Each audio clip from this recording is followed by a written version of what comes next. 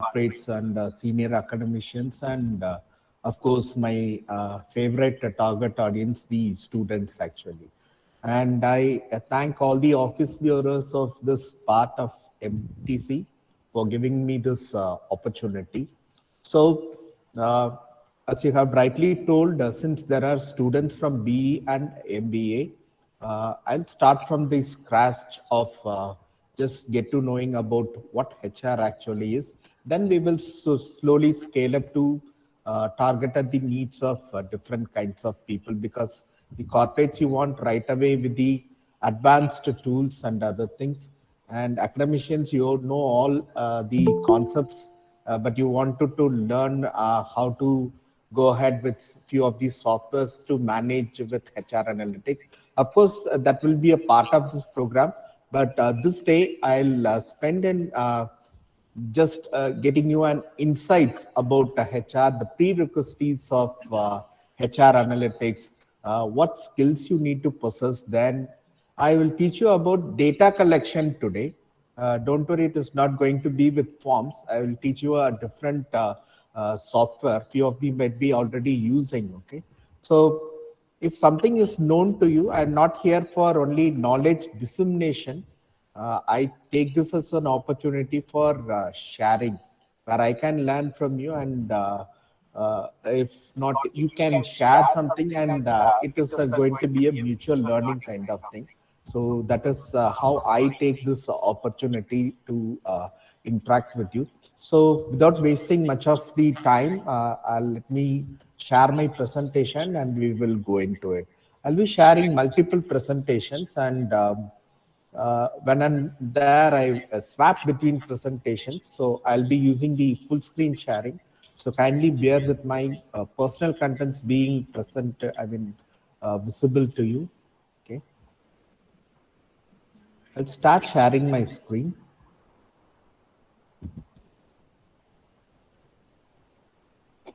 Before that, I made this prelude remarks. Is my voice audible? And the other things are clear, right? Yes. So Yes, sir. screen is shared. Is it visible? Like Yes, please. screen is visible. So I'll just mute my video so that few of you who have a poor connectivity or data restrictions will also be able to stay back in the session for the stipulated time period. Okay. I have muted my video. Now, hope you would be able to see a presentation which I have created using a platform. Visible? Yes, sir. Yeah, okay. Thank you so much for responding. Okay.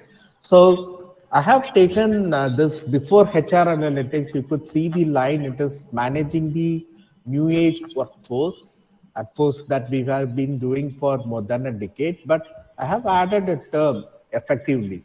So you all know the meaning of effectiveness, how accurate and how cost effective and how valuable we can do it. For that, we are going to learn this HR analytics. So I have told you, before we jump into this HR analytics, let us have a basics of the functions of HR and the HR life cycle alone, just to cater to the needs of the graduates who are present with an engineering background and all. Fine. So this is going to be the outline of the presentation today.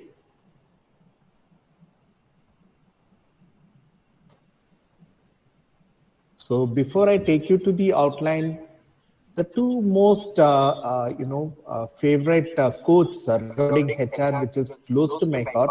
Of course, there are a lot of quotes on HR, which you would have learned in many books and other things. This is something which is very close to my heart. This is by the then founder of Infosys and the then chairman N.R. Narayan Murthy. You see, our assets walk out of the door each evening, which says he meant the real assets of his company as the human resources. And he also have said we have to make sure that they come back the next morning. And that he talks about how much it is very important for us to retain the valuable human assets. The other thing which is again close to my heart is this. This is by Sir Richard Branson, the Virgin Atlantic Group, and he is the founder and chairman. So train people so well enough so they can leave, and treat them well enough so they don't want to. So these two quotes I thought I will start with because, to let know of the importance of human resources for the success of any organization, be it an academic institution or a corporate. Fine, let me take you through the outline of this today's discussion. So we are going to have a short stint of the basics of HRM, and we would be discussing about HR life cycle, which predominant participants of the group may know. Okay. Then we will discuss about the strategic role that HR plays in today's organization.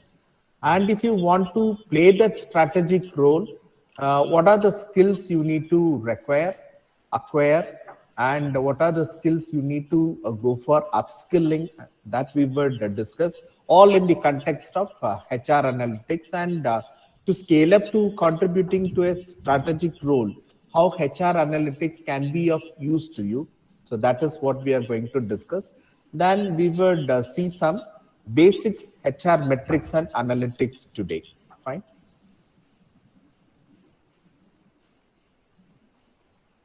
So let me start with HR, HRM, and HR professional.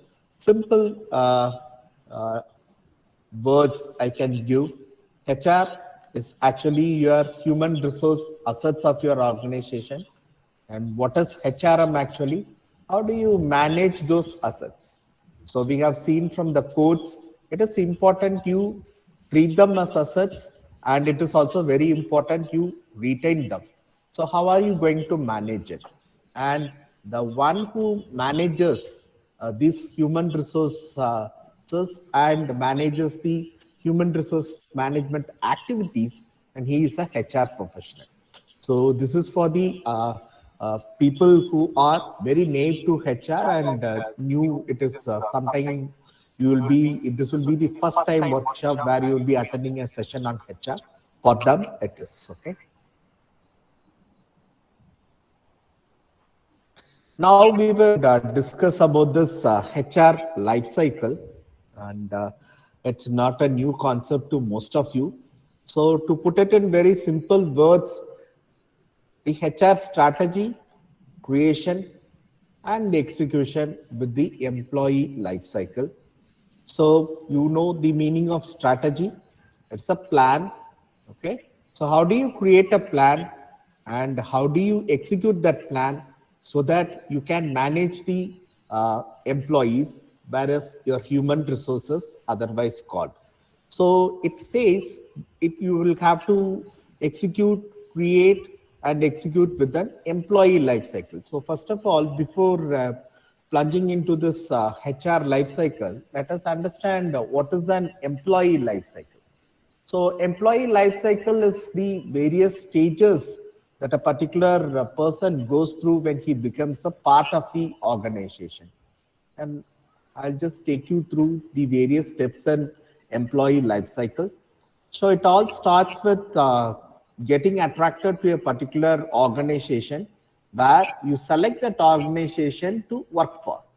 You have not yet been onboarded, or you have not yet been called for an interview or something like that, but you are willing to join that organization, and you take that organization as a prospective employer. So that is the attraction stage. In terms of the company, I want to have human resources on board to my company. So I advertise that there is a need for human resources in my organization. So that is the attraction stage. Okay. Once I get attracted, then I attend all the selection process, the interview called for by the company. I undertake all the tests which are the part of the selection process. Then that goes with the recruitment phase. That is the second phase in the employee life cycle. So once I clear all the selection test and the interview process with this, then I'm been onboarded, and now we do virtual onboarding and all those things. This onboarding has got two activities to do with, where we discuss as a part of our HR life cycle. Then once I am onboarded into the organization, I'll not be able to stay in a particular organization where there is no scope for learning, uh, and there is also no scope for my career development. So I'll be looking for this development. Then finally, I will have to be retained, and you have to stick with the particular organization to contribute, because just by learning and after you leave, that will not do. Actually, we need to do some justice for the organization which have selected. So you have to contribute to them. So for that, the organization should develop you and retain. So that is the retention phase. And there is always a time to say goodbye to your organization, however good the organization may be. Sometimes the organization strategy doesn't want your role anymore, or you will be looking for better opportunities, and there you exit the organization. That's the exit state. And finally, you become a good leaver. Okay. So when you are a good leaver, it is Leaver. So when you leave the organization in good terms, in good mutual terms, then you become the alumni of the organization. So these are the phases of employee life cycle. Okay. Now we will move to the HR life cycle. Of course, managing this employee life cycle is a part of this HR life cycle. But since we have in the definition of HR life cycle, the employee life cycle, I just throwed you a small light on this employee life cycle also. Fine. Now we will move on to this HR life cycle. So before we get into the phases of HR life cycle, let us understand the strategy and execution of HR strategy, which is the actual meaning of HR life cycle, will have you to know, two basic concepts, which is vertical integration and horizontal integration. This as a business graduate, you would be knowing, and I'll be just stating to you in terms of HR life cycle, what is meant by vertical integration and what is meant by horizontal integration. Fine, look at this image. Any HR life cycle where you plan the strategy, create the strategy, and execute the strategy, the base for you to create your HR strategy is the business strategy. Okay. So all your HR activities together and how are you going to execute that will be a part of your HR strategy, will be actually your HR strategy. And that HR strategy is based on your business strategy. So there is a vertical link between a scale down link. Based on your business strategy, you have got your HR strategy, and based on the HR strategy, what you have decided, you create the various HR activities in your organization. So this is what we call it as a vertical integration. Okay, since there is an top to bottom linkages. Then there is horizontal integration, which means as a part of HR strategy creation and a part of HR activities, you will be doing lot of activities. See, I have listed some typical HR activities which will be found in any organization, like selection and hiring. You select people and you hire people. So once they are a part of your organization, you take care of their career development by training them, developing them, and letting them know how they can grow within the organization. And there is something called succession management, where you will be given the promotion opportunities to replace a higher position. Then in between, I will have to do the structuring and description of work and processes. I'll have to tell my employees very clearly in this role, what is the expected job profile and what is the task they need to complete and what are the skills they require. Then I'll have to monitor their performance and give feedback. Performance appraisal doesn't mean that you rate the employees and you classify them as good performers poor performers. So it also giving feedback to the poor performers and helping them how to scale up as good performers. That you will have to do. Then training and development, and of course you will have to revise their compensation, pay, and benefits you need to take care of. So these are all the various sample of HR activities. So when you try to bundle these activities together and you try to craft some strategies of how to integrate all these activities, then these are called horizontal integration because it is happening within the HR activities. Fine. So with this prelude, let us start to discuss about the various phases in the HR life cycle. Okay. So you could see these are the various phases, and you should start with interpretation of business strategy. Okay, and from there you need to move on, and you need to end with exit. This is called a cycle, and you know what is a cycle means. You can also understand from the arrow marks, it is all linked. Okay, and this is a continuous process. So any cycle is a continuous process. So it is not a one-time process where you create a strategy and you need to ensure that all is taken care till your employee leave. When an employee leaves your organization, new set of employees come in, and you need to have a different strategy according to the changes in your business strategy. And this is a repeated process. So that is why it is called a cycle. And I have also mentioned the source, and I'll be sharing all the resources from where I have taken all this from. I'll be sharing you the links for the websites. I'll be sharing an ebook on HR analytics by a famous author, which is used widely among the academicians. I think most of the corporates will also be using that book. So I'll be sharing all those resources actually, right? So it starts with the interpretation of business strategy. So it starts with what is actually your business strategy. And for those, graduates, what is the various business strategies. It is purely for the BE graduates to understand. There are 4 generic business strategies, and it is given as Porter's model. So you can be a cost leader. So what is cost leadership? You can take up a strategy that your business want to offer the low cost products, which at a cost which anybody cannot offer, so that you become a leader. So here you bank at volume business. So you offer products at the least cost in the market. So that's why it's a broader target you would serve. And there is something called differentiation, where you try to differentiate your product from those of your competitors. That is differentiation strategy. Then there is something called cost focus, where you try to lower the cost, your existing cost structure. You try to lower at all levels of your manufacturing and marketing. Then there is something called focus differentiation, where you focus on a particular market and you try to be the market leader by offering differentiated product. So this is how your business strategies can be. Okay, so any of the strategies you frame for your business can be brought under any of these 4 matrix actually.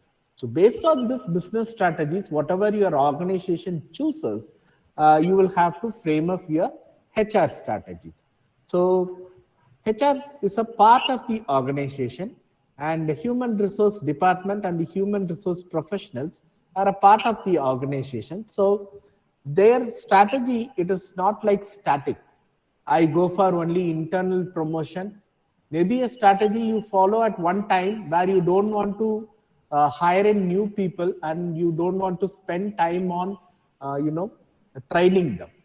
But if you want to have a different business strategy where your organization is scaling up towards innovation, so you are in the bad need of innovative ideas, new novel thoughts.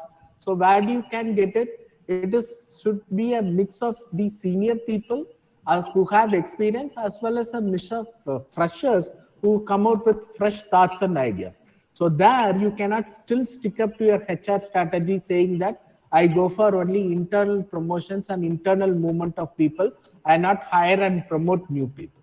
So your HR strategy is bound to change by the kind of strategy your organization is adapting.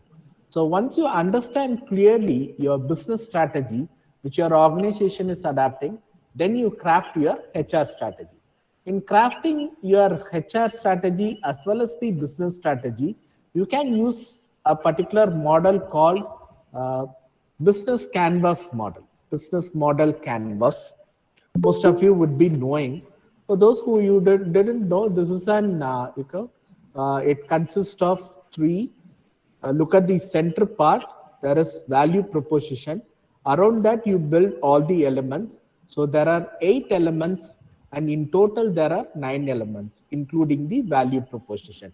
I'll take quite very few minutes to explain this business model canvas, because those who are into framing your HR strategies for your organization, even at the corporate level, you can very well use this business model canvas to arrive at your strategy. And those who are freshers and academicians, this business model canvas is not only for arriving at HR strategies, it can be used for entrepreneurship, where you come out with startup ideas and other things. So it has got multiple facets of use. So let us try to understand. Look at the center of it. It is the value proposition. Value proposition is when you come to have a strategy, and what is that you are ultimately going to offer with that strategy, how that strategy is going to be useful to the stakeholders, and what is the distinguished feature of that strategy, and how it is going to help. So that is where you built up around. Okay. In case of startups, you can list like what is the value it is going to add to the customers, what is the value it is going to add to the buyers who are going to buy it and use it, and how it is going to make change in the way the market is functioning. So right now we here will restrict our contextual discussions only with related to HR. So you propose the strategy you are trying to come out with in the value proposition box, how it is going to be unique and how it is going to be beneficial for the stakeholders. Okay, right. For this value proposition to be achieved, this is intended towards particular people, and it is it is to be used by the beneficiaries. So those people form the right side of the canvas. Those are these customers. Okay, so you could see at the right extreme, you can see like customer segment for whom this strategy is meant for. So when you are drafting some HR or business strategy, who is that already actually you are targeting it? Who is going to be benefited? Okay, that is your customer segment. And relationship, to reconnect your customer segments, what is the kind of relationship you are going to establish? And how are you going to establish the relationship is the channels. Are you going to have one-on-one meetings, or are you going to connect them through the organizational internal communication forums, or are you going to connect to them with the social media platforms or something like that? That is your channel. Now come to the left. To execute this strategy to the intended audience whom you have identified as the customer segments, you need certain support. Ultimately, your HR strategy cannot be implemented with the approval of your organization and the support of the management of your organization.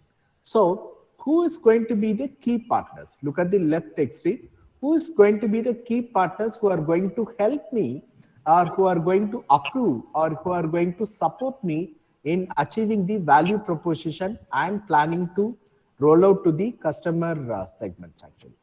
Don't take it for like, since the term customer is used, it means only the buyers out there in the market. HR has got customers. Who are the customers for HR? The employees are the customers for the HR department. And there are also internal customers and external customers. If somebody is looking for a job and he seeks the support of the HR department of how to get this job, what is the thing it is requiring, and all those things. If you are using a particular software for HR, then your software vendors, these are your external customers. The internal customer are your own employees whom you are trying to serve. So don't take it for granted that since it is customer, the term is used, it means the buyers. So we are talking about customers of human resource department here. So who is going to support you and in what activities they will support you? What is their expected role actually? How they are going to support you? Maybe your top management, when you come out with a HR strategy, they will have to approve. So that is the support they are going to. And quick approval is the support they are going to provide. If you are trying to bring in some software solutions to your to implement your HR strategy, then they will have to spend some cost on it. Okay, so that is the resources part. So that is it. Then come to the bottom of it. What is the kind of revenue? Here, revenue means not only the financial returns, it may even come out with non-monetary benefits like, the time the workers on an average work because of the new implementation of HR strategy has changed drastically. So within the minimal time, they are able to complete. So what are the beneficial follows and how it has resulted in revenues? And what is the cost it requires to implement this strategy? So this is a model you can use for building up your HR strategy as well as your organization strategy. So once this strategy is built, the next stage in HR lifecycle is organization development.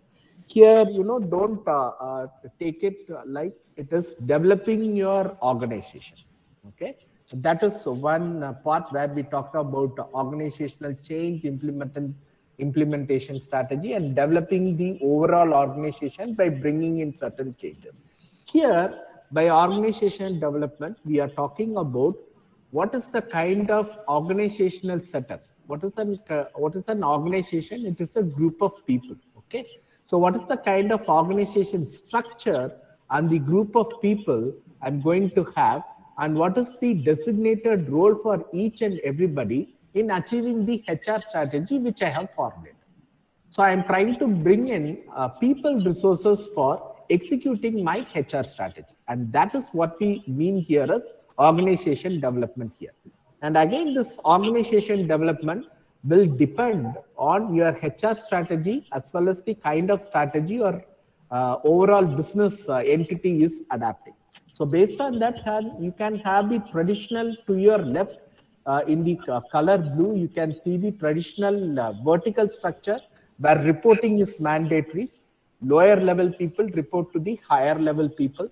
So those are routine tasks, a rigid culture, a formal system of communication, and compliant, and it is a competitive strategy. Okay, when you want to look for a stable environment and efficient performance.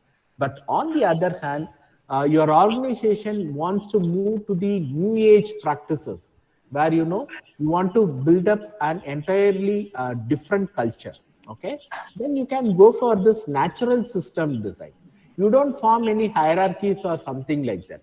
You ask people to work as teams, and naturally they will have a team leader, and naturally they will have group relationships. So you will have not to define each and everything by the line diagram and the organization chart.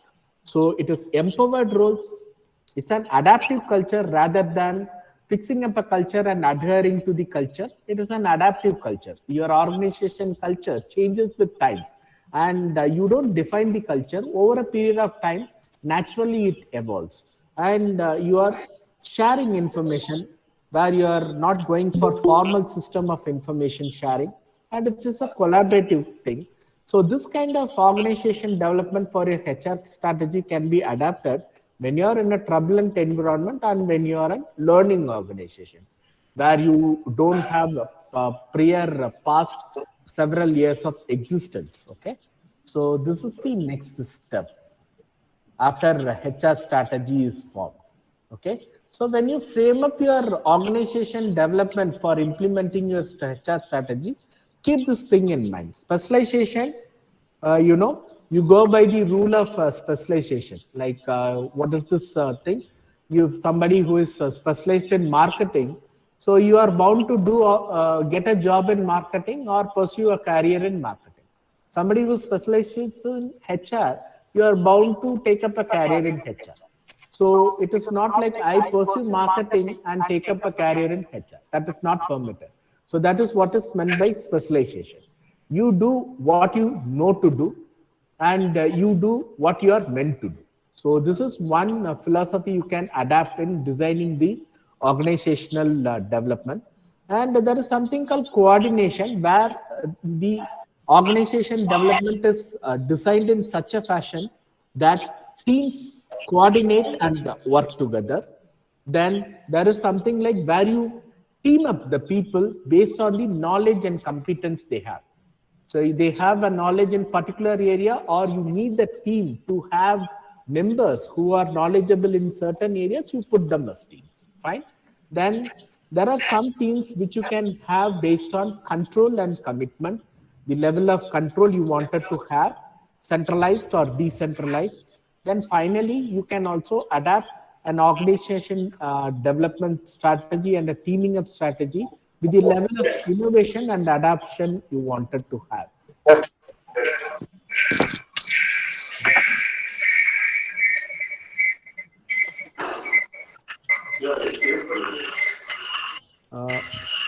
Sir, I'm hearing some noise feedback. Is it an attempt to ask a question, or somebody has accidentally unmuted?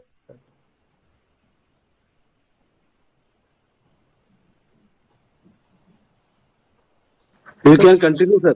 Yeah.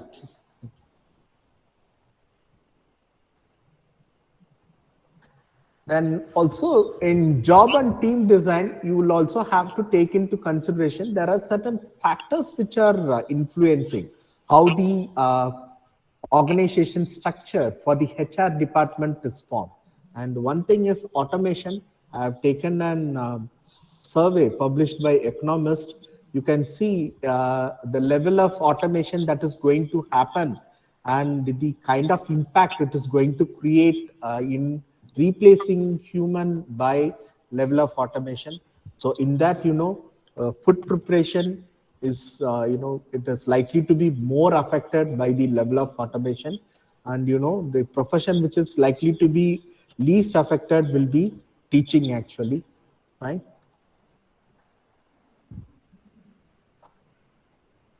And how do you go for this when in organizational development? You also have to restructure your organization HR structure based on the business strategy as well as your changing HR strategy. So this is an infograph to explain that. See, in initial situation, initially there are, five different groups of people, and each person is allocated with uh, 4 tasks. So 5 into 4, 5 jobs and 20 tasks are allocated. Okay. And then over a period of time, I am trying to identify the technological possibilities, whether it is technically possible to automate certain jobs so that I can work more efficiently, reap the results more efficiently with minimal human efforts. And I identify that all those which are shaded in gray in the second column, that I have identified that there are 10 tasks which can be easily automated. Then I take it to the adoption rate. So what is this adoption rate? Like, this I am planning to bring in certain changes. What will be the likely adoption of those technical capabilities which I am likely to bring? So all those in the dotted circles, they are ready to go for this adoption, technological changes. So 70% of them, by the time frame of 2030, they are ready to adopt these changes. So now that technological adoption has happened and there are few jobs which are automated, I am reassigning the task. You can see. So once the person 5, job number 1 is now reassigned to person 3. So in that case, I'm reassigning. And in the meantime, when I do this reassigning, certain jobs will go off and certain jobs, new tasks will come. Okay. So that is what it is highlighted in blue. Okay. And my final situation, once I have done all this redesign, is Instead of having 5 jobs and 20 tasks, now there are only 4 jobs and 15 tasks. So I have eliminated one human element and 4 tasks altogether, 5 tasks altogether. Now I have a redesigned structure. So these are all the basic principles you will have to keep in mind when you develop organization development, right? Then you will also have to keep in mind the kind of skills required. I'll be sharing you this presentation so you can have a look at it. This is based on a study conducted in Netherlands. What are the types of occupation and what is the level of continuous skill upgrading they require? Then, your vision and culture. That is the next step in your HR life cycle. Once you have built this organization development, so what is the vision, your purpose of existence, and what is culture? A commonly accepted practices which will determine what is to be done in the organization, how is to be done, what is not to be done, and in what way you not to proceed. So that is defining your culture. I have a material to share. So you just type in with Google this HBR, how Harvard Business Reviews, how Netflix has reinvented HR. You could find how Netflix has not, imbibed any culture by the start of their organization. Over the period of time, they have adapted new culture as it comes. So it's a very interesting article you can read. Okay? Then after that, assessment and appraisal comes. Of course, we are talking about their performance and their appraisal. And as I have told you, performance appraisal is not only for assessing your employees to identify you are good and you are bad. It is also for developing them. Those who are bad, support them, help them learn and develop them. Okay? So that is all about this assessment and appraisal. Then comes, to train and develop them. And this is the purpose of training and development. See, when the employee learns, it is the effort of the HR department because they spend time in training and developing the employees. Maybe they will be running these programs in-house or they will be finding certain external resource persons to run this program. As a result of it, the employees gain competency. So in terms of knowledge, skills, and attitudes.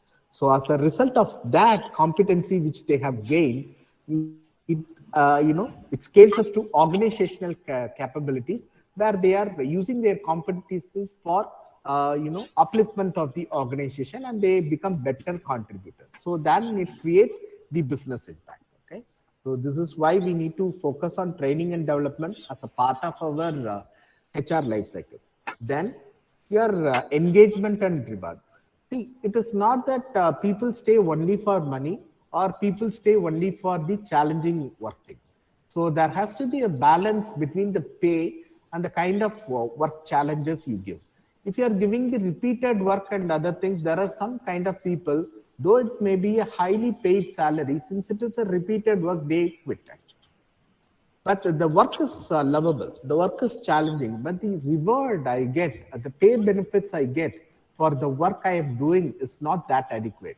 Then that also will lead to my leaving the organization. So you'll have to maintain a balance. So pre-employment, these are the various, you will have to maintain this engagement and reward throughout the employee journey in your organization. And these are the phases of the employee journey. Before they are getting employed, you search, application, interview, offer and acceptance is before employment. And during employment, they are onboarded, they start contributing, you start developing them, then they grow. And post-employment, they may go for separation and again they may get connected. Most of them it happens. They may come back again for the same organization they work for. It can be a case with me also, like I left this organization for 3 years back and I came back to this organization again, and it has been 3 years again I have come back to this organization. So re-employment. So this is what is a typical employee journey will be. So throughout the employee journey, you need to see they are engaged and they are adequately rewarded as well as awarded. So that is the next thing you will have to improve. You just look at this. This is a small study conducted by Jacob Morgan, published in Wiley Publications. Organizations which are contributing and which are spending time in developing this employee experience, which are focusing on employee experience, you see they are reaping of rewards up to 1.5 times more than the organizations which don't actually care for this employee experience. Okay, so do care for the employee experience. That is an important part of your HR life cycle. And this employee experience sometimes happens beyond the HR functions. You look at this thing, there is a C into HR, which is customer experience of HR, and which is shaded in this dark green, is within the control of the HR department, because HR function has got a predominant role to play in defining that relationship. But I treat you well as a fresher. I train you. That also goes well. I have done all the things to ensure that you are properly trained. Then you will be deputed to your department. So there, your actual job experience, the kind of leadership you are working with, and the kind of workspace experience will alter your total employee experience. I brought you as a prospective candidate. I trained you well. I groomed you well. But actually, you are going to work for some other department. You are not going to work for HR department, though the HR department has hired you. So in that case, most of the interactions are out of my control. So it's a challenge for HR people to address actually. Now, having understood all the phases of employee life cycle, I will just take you to the comprehensive step of that. So, wherever it requires some, additional inputs I have given. So this is the entire HR life cycle. Almost we have discussed all the steps: formulating HR strategy, then design, job design and team design, HR planning, vision and culture, recruitment, selection. Then onboarding happens, assessment and appraisal you will have to do. You have to train and develop based on the needs. That is why your assessment will give you an input on in what areas they are good at and what areas they need training. Then you engage them and reward, you manage your career, their career, and exit. And it continues as a cycle, right? So this is the basic platform I have built actually, right? So I said I will be taking 1 hour of my session in building the basics of HR, and I think I have done it with that particular time. Okay? So just for your